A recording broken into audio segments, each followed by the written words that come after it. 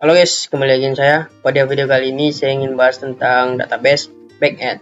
Nah, kali ini kita menggunakan Supabase ya. Yang mana Supabase adalah layanan back as a service yang bersifat open source dan dirancang sebagai alternatif Firebase namun mengenalkan PostgreSQL sebagai basis datanya. Jadi, Supabase ini menyediakan backend lengkap untuk aplikasi web sehingga kamu bisa dapat membangun aplikasi full stack tanpa perlu membuat backend dari nol. Dia juga menawarkan API secara otomatis dan struktur. Nah, dia juga bisa database, authentication, storage, REST dan API. Nah, seperti itu. Nah, kita masuk aja ke Supabase. Nah, kalau saya login pada ke GitHub, pastikan kalian juga login ke GitHub. Lalu start project. Nah, di sini saya sudah punya dua, ini untuk yang di lab dan ini yang project. Masukkan project. Kalau belum tinggal create aja projectnya. Lalu kita masuk ke table. Sini saya membuat table ya. Ada dua table. Jadi kalau yang belum buat ya table untuk database-nya. Nah, di sini jika kita sudah buat table, maka langsung aja kita ke Visual Studio Code-nya, pergi ke Rapid API Client, lalu buat request. Nah, di sini untuk yang di atas ini kita menggunakan data API yang diambil dari project setting, data API. Nah, ini di copyin aja lalu dipastiin di sini dan jangan lupa ditambahkan /res/v1 dan / nama tabelnya. Nah, jika sudah, kita pergi ke APK, kita isi bagian headernya APK. Nah, untuk value-nya itu diambil dari APK. Nah, ini di-copyin aja gitu. Nah, lalu ditempel di sini itu content type, application JSON, authorization, barrier dan value APK kita tadi. Nah, jika sudah, kita send. Dia dipakai get aja lalu send. Lalu setelah itu kita isi data kita. Ini seperti ini, nama, kontak, paket, status dan foto. Nah, pastikan sesuai dengan yang sini ya. Apa yang sudah kita buat di Supabase ini.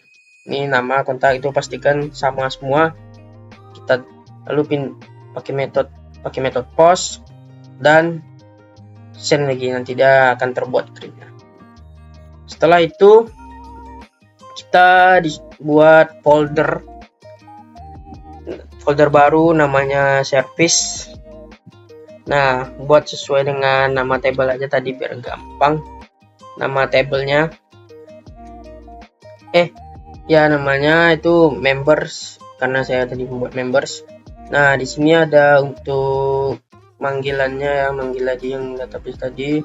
Ini untuk API URL itu pakai yang tadi data API, lalu APK itu pakai yang APK. Nah, ini bagian untuk format requestnya ke Supabase tadi, yang header tadi ini, ini. Lalu di sini ada untuk mengambil semua data members ke tabel. Nah, ini untuk memanggilnya, mengambil data semuanya. Lalu di sini untuk membuat tabelnya, jadi perintah untuk membuat table dan mengambil create table tadi, membuat tabelnya. Lalu ini untuk menghapus.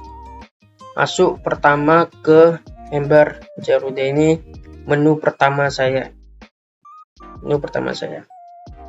Nah, di sini pertama diimport beberapa komponen. Lalu ada stats, ini stats untuk loading, error, sukses member dan data frame. Lalu di sini untuk datanya apa aja yang ada, nama, kontak, paket, status dan lain-lain. Lalu di sini ada untuk stats untuk pilihannya. Lalu di sini untuk sebagai yang untuk stats untuk perubahan input, yang namanya perubahan input. Lalu di sini untuk memuat data yang tadi dari Supabase yang tadi.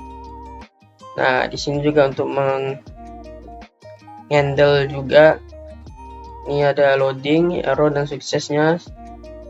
Jika data itu bisa ditambahkan dan bisa muncul. Lalu ini untuk delete, untuk bagian delete. Kalau ini untuk bagian yang apa tadi namanya? Untuk nge-create ya. Nge-create bagian untuk submit juga. Ya, data itu terkirim. Lalu ini state untuk menghapus. Lalu ini untuk meload members menjadi pengirim members. Dan di sini adalah table ini adalah tabelnya. Ini adalah from inputannya, fieldnya. Nah, ini candle change. Lalu ini untuk table, dia tuh bisa tertambah atau nampil ya di table, di bawah table. Nah, sama ini juga, ini saling berkaitan. Lalu di sini jangan lupa ditambahkan alert box, empty stage, error, dan loadingnya. Semua ini ada tadi, maka tadi diimport beberapa komponen yang ada ini. Ini untuk penampilan sukses, error atau infonya, dan loadingnya juga. Kita coba. Oke, coba kita cobakan aja yang pertama. Nah, di sini saya ingin menambah member, jadi tambah aja. Ini kotak, di paket, seek, aktif, dan simpan ya. Kalau simpan member, nah ini member pasti ditambahkan dan muncul di bagian bawah nih table, dan di bagian apa juga muncul. Nah, di Supabase nya juga muncul, berhasil tambahkan. Dan jika ingin menghapus juga bisa. Nah, member berhasil hapus, dan di sini juga terhapus. Oke, lanjut ke menu yang kedua. Itu saya buat feedback.js. Sama seperti yang tadi, feedback juga buat table baru dengan nama, pesan, dan ini. Dan sama juga ngambil repeat A, buat lagi seperti ini di tadi. Lalu pergi ke untuk feedback API-nya sama kurang lebih, cuma diganti dengan yang ini, slash terakhirnya itu sesuai dengan nama tabelnya. Kita buka feedback CSS, sama import komponen, handle stats, loading, error, sukses. Untuk from datanya apa aja, nama, pesan. Ini untuk handle set from datanya. Lalu ini untuk loading, ngambil membuat datanya. Lalu ini untuk stats, untuk handle datanya jika sudah kita buat, kita submit. Dan ini untuk stats handle delete. Nah, kurang lebih sama ya seperti yang tadi, yang members. Nah, ini untuk fieldnya, inputan, from inputannya, dan table feedbacknya muncul seperti tadi. Nah, coba kita kita lihat inputnya, feedback.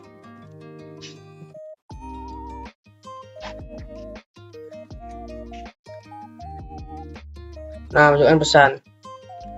Wah, keren banget, baru sehari. Nah, seperti itu, langsung aja kirim.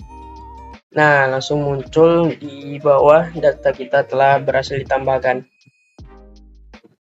Sama ini juga tampil ya, berubah, cukup responsif. Kalau kita hapus, nah feedback berhasil dihapus, dan di sini juga terhapus.